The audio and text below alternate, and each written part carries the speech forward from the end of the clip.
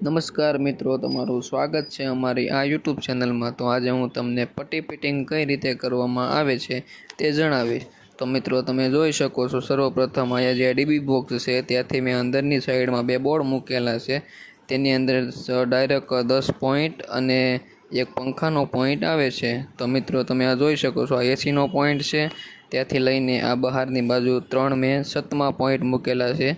ત્યાંથી આ બોર્ડની અંદરથી ડાયરેક્ટ આ લાઇટનો પોઈન્ટ છે, આ પંખાનો પોઈન્ટ છે। ત્યાંથી આ પણ એક લાઇટનો પોઈન્ટ મૂકેલો છે।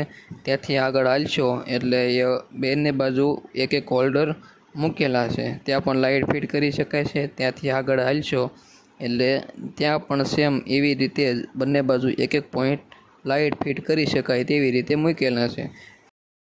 ત્યાંથી આગળ તમે જોઈ શકો છો, આ બાથરૂમની અંદર મેન લાઇન જાય છે અને આ ગેપની અંદર મેન લાઇન જાય છે। તો આ ગેપની અંદર તમે એન્ટર થાવશો એટલે એક આ ગેપમાં લાઇટનો પોઈન્ટ મૂકેલો છે, તેની સ્વિચ છે આ છે। અને આ બાથરૂમની અંદર એક સ્વિચ બાથરૂમની છે અને આ બાથરૂમનો લેમ્પ છે। Thank you for watching my video. આવા ને આવા વિડીયો જોવા માટે મારી આ ખોડિયાર ઇલેક્ટ્રિક ચેનલને લાઇક અને સબસ્ક્રાઈબ કરો। Thank you.